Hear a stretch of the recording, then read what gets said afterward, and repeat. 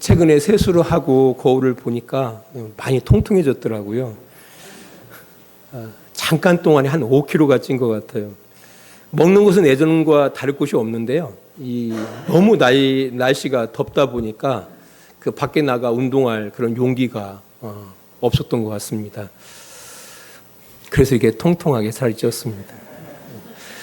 제가 어렸을 때만 하더라도 여름이 지금 같지는 않았지 않습니까?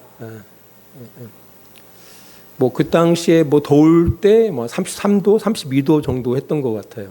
그래서 에어컨이 없던 시대에도 시원한 물로 이렇게 등목하고 나면은 나름 그 무더위를 이렇게 버틸 수 있었던 것으로 생각됩니다. 그리고 여름밤 되어지면 모깃불 피워놓고 335 그 평상에 앉아서 부채질하면서 이렇게 오수수를 이렇게 나눠 먹었던 그런 소박한 그 추억들도 기억이 납니다. 근데 지금은 정말 아닌 것 같습니다. 지난 수요일 때 한 권사님께서 목사님 멸망할 것 같대요, 지구가. 심각하다라는 거죠. 정말 심각한 것 같습니다.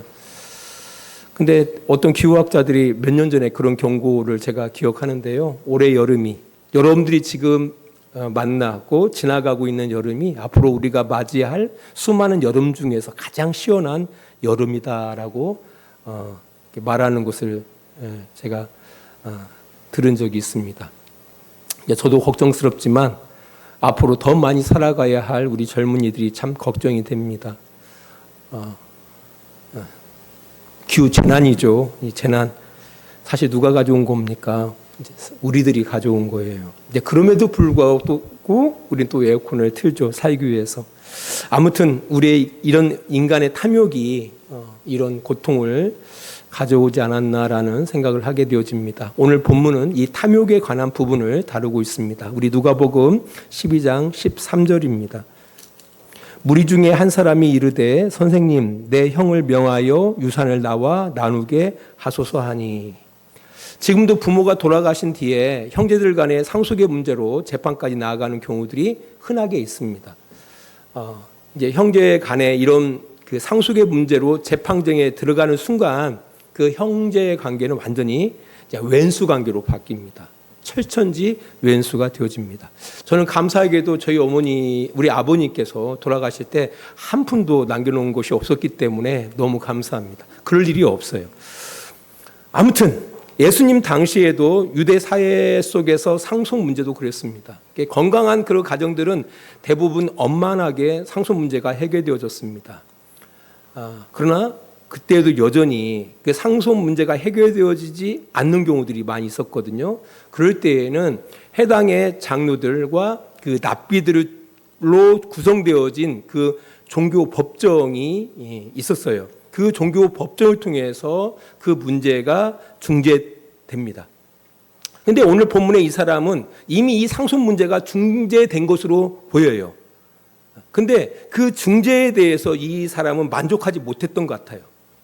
그래서 그 중재가 있었음에도 불구하고 그걸 받아들이지 못하고 불편한 마음을 가지고 예수님께 찾아와 부탁했던 겁니다. 그래서 예수님이 이렇게 말씀하셔요. 누가복음 12장 14절입니다. 이르시되 이 사람아 누가 나를 너희의 재판장이나 물건 나누는 자로 세웠느냐 하시고. 이 사람은 예수님에 대해서 이제 이런 생각을 가지고 온 거예요. 자신의 이 억울한 문제 늘 예수님께서는 해결해 주실 것이다. 그런 마음으로 찾아온 겁니다. 근데 예수님은 뭐라고 말씀하십니까? 나는 너희들의 그런 결핍이나 이해관계를 해결해 주기 위해서 이 땅 가운데 오지 않았다라고 말씀하는 겁니다. 사실 오늘날 많은 성도들이 이 사람처럼 자신의 사소한 문제들이나 이해관계를 가지고 예수님께 찾아오는 경우들이 많이 있습니다. 예수님께 찾아온다, 예배에 참여하는 경우들이 많이 있다라는 겁니다. 그래서 자신의 기준에 맞는 배우자를 찾기 위해서 또 자신의 입시 합격이나 어떤 사업의 성공이나 아파트 청약 당첨 이런 어떤 문제들을 가지고 예수님을 찾습니다. 실제로 제 가까운 주변에 예전에 아파트 청약이 어려웠거든요. 그 청약에 당첨되어지면은 로또 복권 맞는 것처럼 기쁘게 여기던 그런 시대가 있었습니다. 요즘은 모르겠어요. 그런데 아무튼 열심히 기도했대요. 이 문제 가지고 새벽 기도했대요. 그래가지고 당첨이 됐어요. 엄청 자랑하더라고요. 하나님 응답하셨다고. 전 이해가 안 갔습니다. 그게 기도 제목일까? 아무튼 그러니까 이 사람처럼 자신의 사소한 문제나 이해관계를 위해서 예수님께 나오는 경우들이 의외로 많이 있다라는 겁니다. 심지어 이런 이들을 위한 집회들도 열립니다. 그래서 수능 기원 축복 기도회, 수능 100일 기도회, 치유 집회, 이런 유의 집회들이 그렇습니다. 사실 하나님께서 이 땅 가운데 예수 그리스도를 보낸 목적은 이 사람의 기대와 완전히 다르죠. 그죠? 기대가, 그러니까 사람이 찾는 기대하고 예수님이 정작 이 땅 가운데 오신 목적하고는 차이가 있습니다. 하나님께서는 그의 아들을 통해서 하나님 나라를 시작하게 하셨습니다. 하나님께서는 인류를 불행케 하는 그런 근원적인 문제, 죄의 문제를 해결하기 위해서 이 땅 가운데 예수 그리스도를 보내주신 겁니다. 하나님과 그 분리되어진 인간의 문제를 해결하기 위해서 예수님이 오셨다라는 겁니다. 뿐 아니라 하나님과 왼수된 삶을 살아가던 우리들로 하여금 하나님과 함께하는 삶을 살게 하시려고 이 땅 가운데 예수님을 보내주셨다라는 겁니다. 이 목적이 완전히 틀린 거죠. 사람들의 기대와 또 하나님의 기대가 이렇게 어긋날 때에 이런 일들이 이루어진다라는 겁니다. 우리 주양교회 성도님들께서는 우리 예수 그리스도를 이 땅 가운데 보내신 하나님의 의도, 목적을 분명하게 알고 그 목적에 부합한 삶을 살아가시는 우리 주양교회 성도님들이 되시기를 주의 이름으로 축원합니다. 아무튼 이 말씀을 하시고 예수님께서 무리들을 향하여 이렇게 말씀합니다. 누가복음 12장 15절입니다. 그들에게 이르시되 삼가 모든 탐심을 물리치라. 사람의 생명이 그 소유에 넉넉한 데 있지 아니하리라. 예수님은 모인 무리들에게 이건 하시는 말씀이에요. 삼가 모든 탐심을 물리치라. 이것은 그 상속 문제로 찾아온 이 사람뿐만 아니라 거기에 모인 사람들에게 하시는 말씀이에요. 이제 그 이야기는 이 문제가 이 사람 문제만이 아니라 모든 사람들도 함께 할 수 있는 문제라는 거죠. 그러니까 결국 아까 잠깐 말씀드렸던 것처럼 이 상속 문제로 찾아왔던 이 사람 안에는 뭐가 있는 거예요? 만족 못하는 것이 있었던 거죠. 그러니까 종교 법정에서도 분명히 중재안이 있었는데 그 중재도 받아들이지 못하는, 그래서 억울한 거예요. 억울한. 그런 가운데 온 거거든요. 그 안에는 뭐가 있어요? 만족하지 못하는 그런 탐심이 자리 잡고 있었다라는 겁니다. 이것을 그 사람뿐 아니라 그 모인 사람들에게 말씀하는 겁니다. 삼가 모든 탐심을 물리치라. 여기서 삼가라는 어떤 말은 단순히 조심하라는 그런 이야기가 아닙니다. 이것은 눈을 부릅뜨고 예리하게 주시하라는 뜻입니다. 그러니까 내 안에서 일어나는 이 마음이, 이 욕심이라고 하죠. 이 욕심이 자연스러운 삶의 필요인지 아니면은 우리를 불행케 만드는 탐심인지에 대해서 우리가 주도 면밀하게 살펴봐야 한다라는 겁니다. 그리고 깨어 경계해야 한다라고 말씀하시는 겁니다. 그래서 우리 안에 이게 드러나는, 올라오는 욕심처럼 보이는데 탐심일 수가 있거든요. 이런 것들이 정말 탐심이 아닌지 주시하고 경계해야 한다. 왜 그럴까요? 이 탐심은 자신뿐만 아니라 주변을 망치기 때문에 그렇다라는 겁니다. 그래서 이 어떤 자연스러운 욕심과 이 탐욕은 비슷해 보이면서도 열매는 완전히 극명하게 다릅니다. 우리가 자식이 잘 되어지기를 바라는 부모는 그 부모의 마음, 욕심이죠. 그런 사랑이자 소망입니다. 이거 자연스러운 마음이에요. 그걸 욕심이라고 하는 사람은 아니에요. 없어요. 그냥 자연스러운 마음이거든요. 하지만 이 마음이 지나쳐가지고 내 자식, 그죠? 내 자식. 대한 그 탐심으로 이 자식을 양육하게 되어질 때에 양육하는 그 사람뿐 아니라 또 양육당하는 그 자녀도 그렇고요. 또한 그 주변 사람들을 파멸과 고통으로 몰아 넣는다라는 겁니다. 그러니까 열매가 극명히 달라요.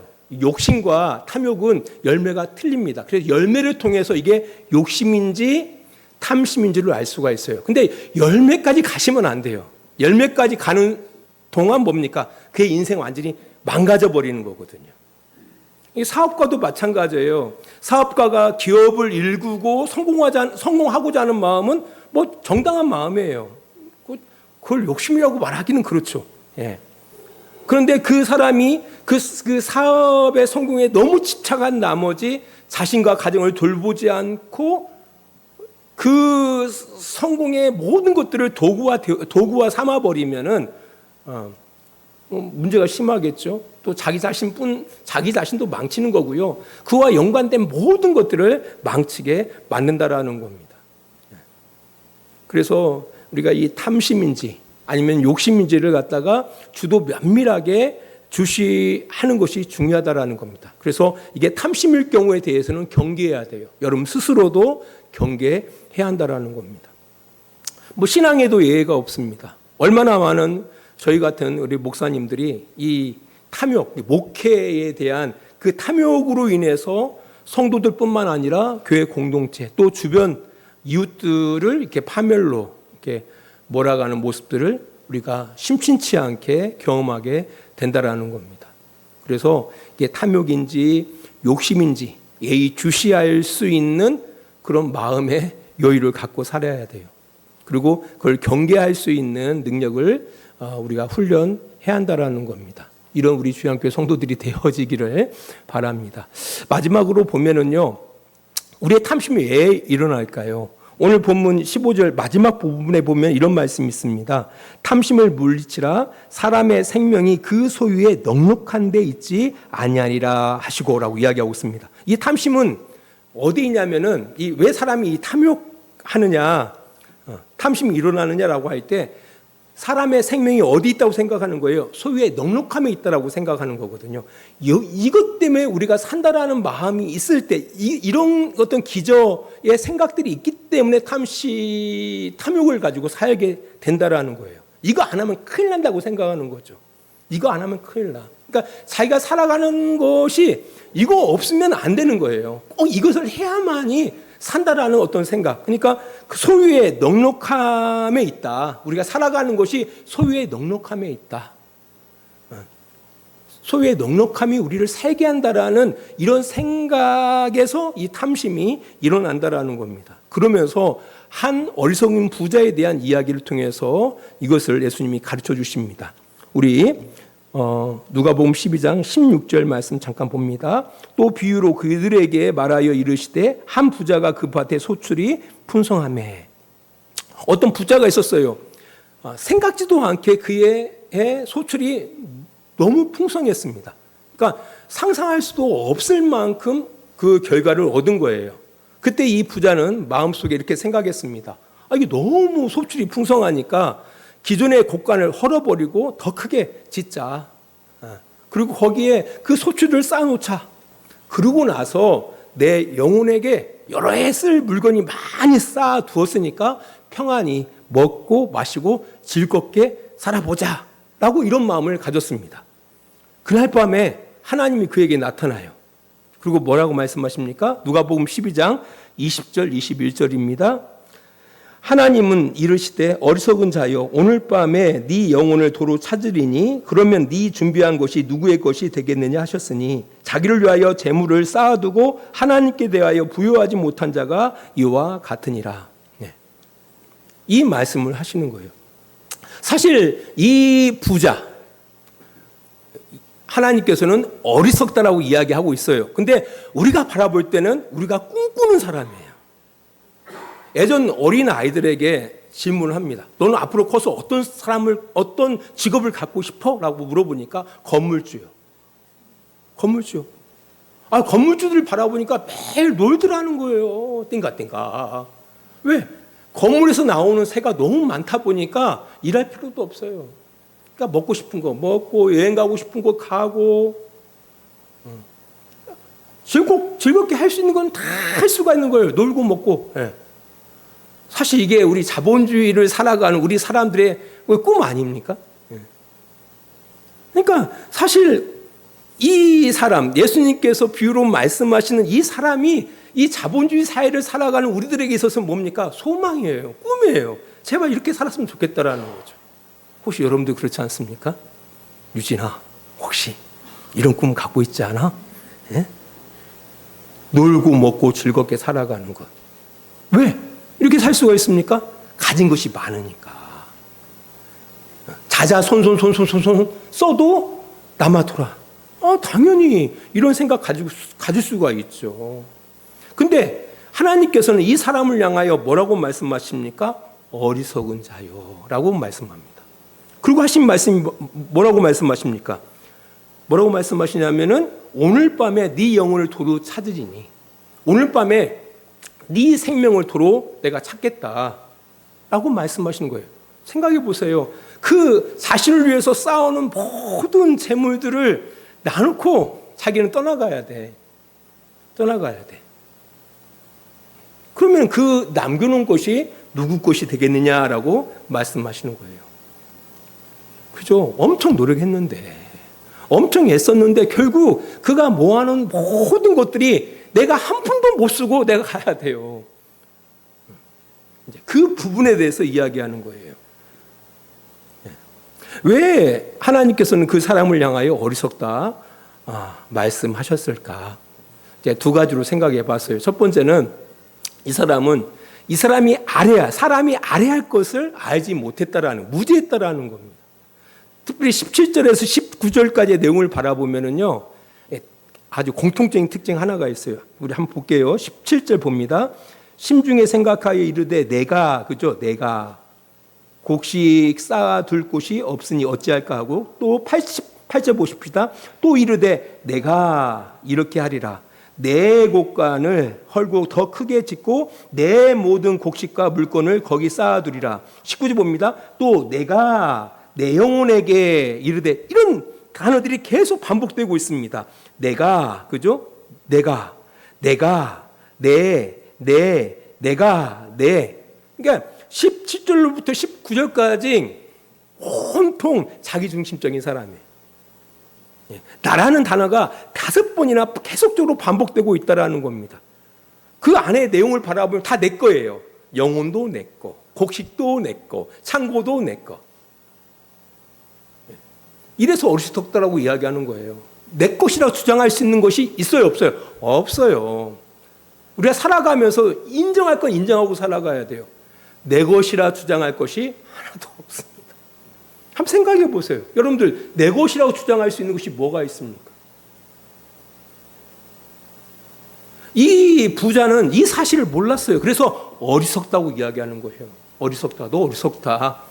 뭐? 네 곡식? 네 창고? 네 영혼? 주장할 수 있는 게 아니에요. 이게 착각하고 있는 거예요. 단지 지금 순간 내가 맡았을 뿐이에요. 맡았을 뿐이지 내 것이 아니다라는 겁니다. 그래서 어리석다라고 이야기하는 겁니다. 여러분들은 어떻습니까? 여러분, 내 것이라고 주장할 수 있는 것들이 뭐가 있습니까? 지금 여러분 누리는 이 시간이 여러분의 시간입니까? 하나님이 주셨으니까 여러분 누리고 있을 뿐입니다. 생명도 마찬가지예요. 내게 내 것이라고 주장할 수 있는 것들이 하나도 없습니다. 이 사실을 이 부자는 알지 못했다라는 겁니다. 두 번째로 이 사람의 어리석음은 소유의 넉넉함으로 자기의 생명을 누릴 수 있다라고 생각했다라는 겁니다. 그러니까 소유의 넉넉함으로 자기의 그 생명을 계속 누릴 수 있다라고 생각했던 거예요. 근데 중요한 것은 사람은 누구나 언젠가는 다 뭔가 다 내려놓고 떠나가야 하는 존재잖아요. 제가 이제 우리 누뚱이를 낳고 아내하고 한 얘기가 있어요. 누뚱이가 대학 졸업할 때면 내가 한갑이네라고 그 이야기를 했었거든요. 벌써 한갑이더라고요. 한갑이 지났어요. 아니, 벌써 20년 지났어요. 근데 곰곰이 생각해 보면은 뭐 애정할 수는 없지만 하나님이 허락하신다라면은 한 80, 한 5세 뭐 그 정도나 잘 유지하면은. 그래서 참 들어봤어요. 내가 40대 때 우리 막둥이를 낳고 한갑 때 대학 졸업하네 생각했거든요. 20년이 후딱 지났어요. 25년이요. 후딱 지납니다. 아마 여기 한 25년 되어지면 안 계실 분들 많으실 거예요. 많으실 겁니다. 이게 우리 인생이에요. 언젠가는 다 내려놓고 떠나가야 하는 존재거든요. 근데 이 부자는 그 사실을 몰랐어요. 그래서 그 넉넉함을 가지고 한없이 뭘 누릴 줄? 생명을 누릴 수 있다라고 생각했던 겁니다. 그래서 끊임없이 모으는데 집중하는 거죠. 최고의 갑부가 죽지 않았습니까? 애플의 창업자가. 그가 한 말이 있어요. 그가 세상에서 가장 부자 중에 한 사람이었거든요. 근데 1분도 돈으로 살 수 없더라는 겁니다. 돈을 가지고 1분도 살 수 없더라는 겁니다. 아마 그가 1분을 살 수 있는 그런 기회가 있었단다라면 그 사람은 영생하셨을 거예요.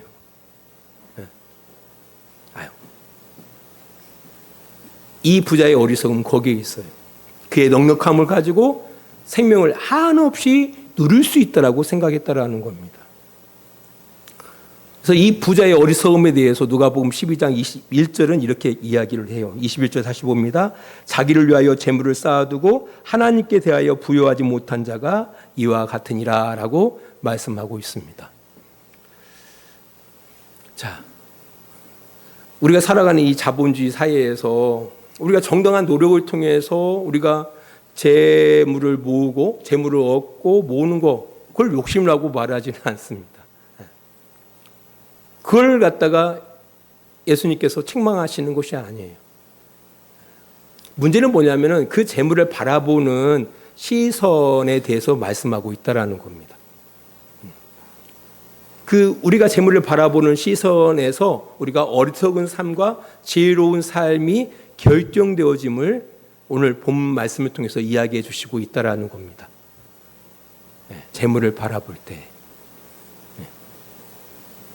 재물을 바라볼 때 이 재물을 유탁받은 자로서 이걸 바라보느냐, 아니면 자기의 소유로서 이 재물을 바라보느냐, 또한 이 재물을 바라볼 때 나만을 위한 재물로 바라보느냐, 아니면은 재물을 맡은 자로서의 책임과 역할을 생각하면서 재물을 바라보느냐, 이것에 의해서 이 어리석은 삶과 지혜로운 삶을 결정할 수가 있다라는 겁니다. 또 뿐만 아니라 탐심에 의하여 이끌어지는 삶과 건강한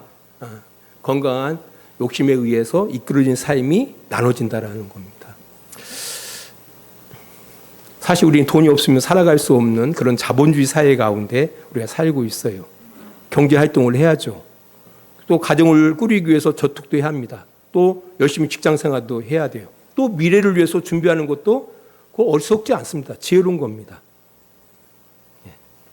근데 문제는 뭐냐면은 이 재화에 대한, 재물에 대한 시선이 어떻게 되어져 있는지에 대해서 우리가 곰곰이 생각해 봐야 한다라는 겁니다. 사람의 소유에 뭐가 달려있지 않다고요? 우리의 생명이 달려있지 않다라는 사실을 기억해야 돼요. 재물에 의해서 우리가 살고 죽고 하지는 않는다라는 겁니다. 그래서 내 생명을 지켜주는 어떤 보루로서 재물로 생각하고 있다라면 우리는 지금 어떤 길을 가고 있는 거예요? 어리석은 부자의 길을 걷고 있는 겁니다. 하나님께서 그 재물을 우리에게 허락하시는 거예요. 허락하시는 것. 그래서 오직 우리가 의지할 대상이 누구에게 있는 거예요? 하나님께 있는 것이고, 단지 우리에게 맡겨주신 거에 대해서 우리가 책임과 역할을 가지고 거기에 합당하게 살아내야 할 그런 지혜가 있다라는 생각을 가지고 우리가 유탁받은 자로서 그 재물을 바라보고 생각하면서 지혜롭게 삶을 꾸려나가시는 그런 우리 주양교회 성도들이 되시기를 주의 이름으로 축원합니다. 기도하겠습니다. 하나님 아버지 감사합니다. 소유에 넉넉한 데에 사람의 생명이 있지 아니함을 알기를 원합니다. 상가 모든 탐심을 물리치라는 예수님의 말씀을 깊이 새기고 우리가 참으로 이 자본주의 사회 가운데에 흔들릴 수 있고 유혹받을 수 있는 이 시대의 조류 가운데 우리 자신을 돌아볼 줄 알고 하나님께서 허락하시고 위탁하신 것에 대한 책임과 역할들을 분명히 생각하고 재물을 잘 사용할 줄 아는 인생을 잘 꾸려나갈 수 있는 복된 우리 주양교회 성도들이 다 되어질 수 있도록 주님 우리에게 지혜로 함께해 주시고 또한 그에 걸맞게 용기 있는 삶을 살아갈 수 있는 우리들이 다 되게 하여 주시옵소서. 예수님 거룩하신 이름으로 기도합니다. 아멘. 이제는 우리를 사랑하시는 우리 아버지 하나님의 그 크신 사랑하심과 예수 그리스도의 은혜하심과 성령의 감화 감동 충만 인도하심이 오늘도 시간을 구별하여 하나님 앞에 예배하며 하나님의 뜻 안에 살아가기를 원하는 귀한 성도들의 머리 위에와 그들의 가정과 직장과 사업장 위에 하나님의 은혜와 사랑이 늘 함께 해주시기를 간절히 축원하옵나이다. 아멘.